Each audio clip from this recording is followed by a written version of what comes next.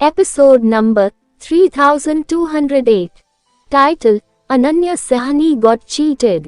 अर्जुन सहानी को बिल्कुल सामान्य देखकर अनन्या सहानी को लगा कि वह अपनी कल्पना को अपने साथ भागने दे रही है। आखिरकार जानवरों का घोंसला ढूंढना अभी भी संभव था। उसे कुछ खाने दो, अनन्या सहानी ने एक पल सोचने के बाद अर्जुन सहानी से कहा। अर्जुन सहानी ने सिर हिलाया। उसने एक पैर काटा और वीर को देते हुए कहा, सोनल की खातिर अपने आप को भाग्यशाली समझो। अर्जुन सहानी का चेहरा नहीं बदला, लेकिन वह थोड़ा हत्यारा लग रहा था। खाने के बाद अनन्या सहानी और बाकी लोग अपनी यात्रा जारी रखने वाले थे। उसने वीर से कहा, हमें अब अलग अलग रास्ते पर जाना होगा। अगर हम आगे चलकर फिर से मिलते हैं तो हमारे अभद्र व्यवहार के लिए हमसे नफरत मत करना। ठीक है, हम यहाँ से अपने अपने रास्ते चलेंगे, वीर ने सिर हिलाकर बर्फ की गुफा से बाहर निकलते हुए कहा। अनन्या सहानी और अर्जुन सहानी के जाने के बाद उन्होंने देखा कि वीर उनके आगे था। वह बहुत तेज नहीं चल रहा था, लेकिन जब वे उसके पास से गुजरे तो वीर उनके पीछे ही रहा। अर्जुन सहानी ने जैक किरण का सिर उसकी ओर घुमाया। उसने वीर को ठंडे अंदाज में देखा और पूछा, तुम क्या चाहते हो? वह जानलेवा लग रहा था। अगर उसे कुछ पसंद नहीं आता था तो वह वीर को मारने के लिए तैयार था। वीर निराश महसूस कर रहा था और उसने समझाया, तुम लोग आगे बढ़ो, अपने रास्ते जाओ और मैं अपने रास्ते पर चलूंगा। क्या इसमें कोई समस्या है? ऐसा लगता है कि तुम यहाँ किसी काम से आए हो, अर्जुन सहानी ने कहा और उसने धीरे से अपनी तलवार निकाली। कोई बात नहीं भाई अर्जुन, अनन्या सहानी ने चिंतित भाव से वीर की ओर देखते हुए कहा। एक काम करो, पहले उसे ही जाने दो। अर्जुन सहानी ने अपनी तलवार वापस म्यान में डाल ली। उसने वीर की ओर ठंडे अंदाज में देखा और कहा, तुम्हें पहले जाना चाहिए। मैं आगे था, लेकिन फिर तुम लोग मेरे पीछे आ गए और मुझसे आगे चले गए और कहा कि मैं तुम्हारे पीछे आया हूँ। आजकल युवाओं को क्या हो गया है? वीर ने अपना सिर हिलाया और अर्जुन सहानी के पास से गुजरते हुए आह भरी। उनके पास से गुजरने के बाद वीर धीरे धीरे आगे बढ़ा। वह बहुत धीमी गति से चला। अब अनन्या सहानी और अर्जुन सहानी उसके पीछे थे। वे आगे या पीछे नहीं जा सकते थे। 1 घंटा चलने के बाद अर्जुन सहानी अब अपना गुस्सा नहीं रोक पाया। वह अपनी तलवार खींचकर वीर की ओर दौड़ा। उसने तलवार वीर की ओर तानते हुए ठंडे स्वर में कहा, तुम जानबूझकर इतनी धीमी गति से चल रहे हो, तुम्हें क्या परेशानी है? तुम्हारा क्या मतलब है? मेरी समस्या क्या है? मैं यहाँ लैंड पल्स देखने आया हूँ। बेशक मेरे लिए धीरे चलना स्वाभाविक है।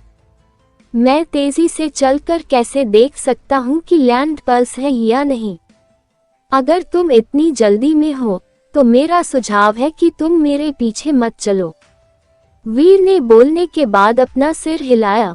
उसने अपने आसपास के इलाके को ऐसे देखा जैसे वह वाकई लैंड पल्स खोज रहा हो। अर्जुन सहानी इतना गुस्से में था कि उसे सर दर्द तक होने लगा। वह बस अपनी तलवार का इस्तेमाल करके उस परेशान करने वाले और चिपचिपे आदमी को सुलझाना चाहता था। जो भी हो, बस उसे अनदेखा करो। हम बस अपने रास्ते पर जा रहे हैं। अनन्या सहानी ने अर्जुन सहानी को रोका। उसने जैक किरण को वीर से आगे बढ़ने के लिए जल्दी किया। अर्जुन सहानी ने वीर को घूरते हुए अनन्या सहानी का पीछा किया। उसने उत्सुकता से कहा, बहन, यह आदमी स्पष्ट रूप से अच्छा नहीं है। वह शायद आई सैड इविल लेडी से जुड़ा हुआ है। हम उसे क्यों नहीं खत्म कर देते? अनन्या सहानी ने जवाब दिया, यह आदमी अजीब है, लेकिन अगर वह वास्तव में आई सैड इविल लेडी के लिए आया है तो वह इतनी जल्दी खुद को उजागर नहीं करेगा। शायद उसके साथ हमारी मुठभेड़ विशुद्ध रूप से परिस्थितियों की वजह से हुई है। चलो उसे अनदेखा कर देते हैं। हमें तेजी से आगे बढ़ना चाहिए और उसे खो देना चाहिए। अनन्या सहानी ने पहले ही अपना फैसला कर लिया था। अर्जुन सहानी ने कुछ नहीं कहा। वे दोनों उस क्षेत्र से निकलने के लिए तेजी से आगे बढ़े। वे वीर को पूरी तरह से खो चुके थे। अगर वीर उनका पीछा करना चाहता तो वह ऐसा कर सकता था। उनका पीछा करना बेकार था। उसने पहले ही अनन्या सहानी को चेतावनी दे दी थी, लेकिन ये स्पष्ट था कि वह सुनने को तैयार नहीं थी। अगर वह सुनने वाली नहीं थी तो उसे इससे कोई फर्क नहीं पड़ता था। इसके अलावा वह आई सेड एविल लेडी के लिए वहां था। वह एक अच्छा इंसान नहीं था। उसे बस गाड़ी में बैठे लोगों से तेज होना था। ये देखकर कि वीर उनसे नहीं मिला, अनन्या सहानी और अर्जुन सहानी ने आह भरी। वे 2 दिन तक चलते रहे। फिर अनन्या सहानी एक विशाल बर्फ के पहाड़ के सामने रुकी। उसने बर्फ के पहाड़ की कुछ बार परिक्रमा की और आखिरकार बर्फ के पहाड़ की ओर इशारा करते हुए कहा, अगर मैं इसे सही से पढ़ रही हूँ तो यह वह आइसलैंड लैंड है जिसकी मुझे तलाश थी। अर्जुन सहानी ने बर्फ के पहाड़ को देखा, लेकिन उसे इसमें कुछ खास नहीं दिखा। ये बर्फ के मैदानों में फैले कई अन्य बर्फ के पहाड़ों जैसा ही लग रहा था। अगर तुमने मुझे यह नहीं बताया होता कि यही वह बर्फीला स्थान है जिसकी तुम्हें तलाश है, तो भले ही मैं अभी वहां से गुजर रहा होता तो मुझे वह स्थान नजर नहीं आता जहां आई सेड एविल लेडी रहती है। अर्जुन सहानी ने उसकी तारीफ करते हुए कहा, आई सेड लैंड बहुत दुर्लभ है। अनन्या सहानी ने आत्मविश्वास से कहा, कोई अजीब दृश्य या संकेत नहीं है, लेकिन इस जगह की बर्फीली हवा बहुत साफ है। यह एक संकेत के रूप में गिना जाता है। मिस्टिक स्क्रोल्स एक्ट के रिकॉर्ड के अनुसार आई सेड एविल लेडी इस क्षेत्र के आसपास होनी चाहिए। 80% से 90% संभावना है कि वह यहाँ है। अगर चीजें वाकई ऐसी ही हैं, तो यह वाकई सही जगह है, अर्जुन सहानी ने कहा। बहन, हम इसे कैसे ढूंढना शुरू करें? अनन्या सहानी ने बर्फ के पहाड़ को काफी देर तक देखा।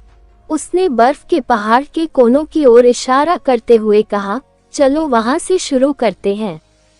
हमें 1600 फीट की गहराई तक खुदाई करनी चाहिए और 1600 फीट की गहराई तक पहुंचने के बाद हमें सावधानी से खुदाई शुरू करनी चाहिए। उसके 1900 फीट के भीतर हमें इसे ढूंढने में सक्षम होना चाहिए। बस मुझे आज्ञा दो, मैं छोटा मोटा काम करूंगा। अर्जुन सहानी ने जीन जाति के साथ मिलकर काम किया। उसकी भुजाएं विशाल धातु के पंजे बन गईं। उसने बर्फ के पहाड़ को खोदा जिसके बारे में अनन्या सहानी बात कर रही थी। पंजों का उपयोग करके वह 22 से 26 वर्ग फुट का बर्फ का टुकड़ा खोदने में सफल रहा। अपने शक्तिशाली पंजे की शक्ति से 1600 फीट का छेद बनाने में उसे कुछ ही समय लगा। उसने अपने शक्तिशाली पंजे का इस्तेमाल करके और अधिक गहरा करने की हिम्मत नहीं की। उसे डर था कि कहीं नीचे जीन अंडे को चोट न पहुंच जाए।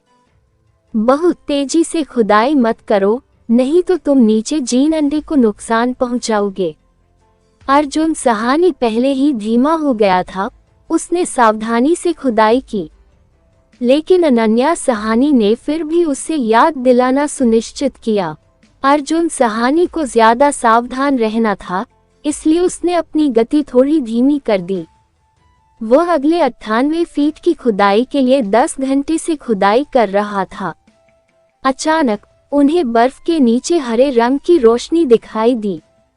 वह हरी रोशनी बहुत छिपी हुई थी। अगर कोई इतना करीब से न देख पाता तो उसे लगता कि यह सूरज की रोशनी का प्रतिबिंब है। अनन्या सहानी और अर्जुन सहानी बहुत खुश नजर आए। अर्जुन सहानी बर्फ की परतों को खोदने के लिए नीचे उतरा। जैसे जैसे बर्फ की परतें परत दर परत हटाई गईं, एक अंडा दिखाई दिया जो उस बर्फ के भीतर बिल्कुल बर्फ जैसा दिख रहा था। अंडा बर्फ में था। अगर कोई ध्यान से न देखे तो उसे आसानी से पता नहीं चल पाता कि यह जीन एग है। उसे लगता कि यह आसपास की बर्फ का ही एक हिस्सा है। यही है, अनन्या सहानी ने कहा, ये पौराणिक जीन अंडा है। यह कोई आश्चर्य की बात नहीं है कि ओल्ड टीचर ने कहा कि यहाँ खुदाई करना एकदम सही था। यही कारण है, जीन अंडा अभी बना है। फिर उसने पूरा जीन अंडा खोद कर निकाला, जो बर्फ के आकार का था। फर्क सिर्फ इतना था कि उस पर कुछ हरी रोशनी थी। अनन्या सहानी ने अपने दोनों हाथों से जीन अंडे को इकट्ठा किया। वह खुश दिख रही थी। वह गॉड स्पिरिट ब्रांड का इस्तेमाल करके उसे अपना नाम दर्ज कराने जा रही थी। अनन्या सहानी अभी आगे बढ़ा ही थी कि अर्जुन सहानी ने अनन्या सहानी की पीठ पर धक्का मारा। अनन्या सहानी झटके से उड़ गई, जिससे अर्जुन सहानी ने जीन अंडा पकड़ लिया।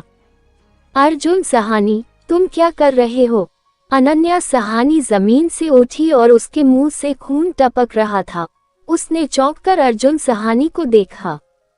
मुझे खेद है बहन, लेकिन मुझे ये जीन अंडा वापस लेना होगा। उसके बाद अर्जुन सहानी ने एक चमकीली रोशनी आसमान में फेंकी। बड़ी बहन, क्या तुम ठीक हो? सोनल अनन्या सहानी को उठने में मदद करने के लिए आगे बढ़ी। मैं ठीक हूँ, चलो। अनन्या सहानी ने सोनल को जाने के लिए पकड़ लिया। अर्जुन सहानी ने कहा, मुझे खेद है बहन, अगर मैंने तुमको मिस्टिक स्क्रोल सेक्ट में वापस जाने दिया तो वहां मेरे लिए कोई जगह नहीं बचेगी। वह ये बोलता हुआ जल्दी से घायल अनन्या सहानी के पास गया। अर्जुन सहानी, मुझे उम्मीद नहीं थी कि तुम इस तरह के व्यक्ति हो। मैंने तुम्हारे साथ बहुत अच्छा व्यवहार किया, लेकिन तुम जीन अंडा चुरा रहे हो। इसके अलावा तुम अब मुझे मारने की कोशिश करोगे। अनन्या सहानी ने गुस्से और उदासी से अर्जुन सहानी को देखा। मुझे खेद है, लेकिन अब मेरे पास कोई विकल्प नहीं है। अर्जुन सहानी अब अपने पुराने अच्छे स्वभाव जैसा नहीं लग रहा था। वह ठंडा और भावहीन लग रहा था।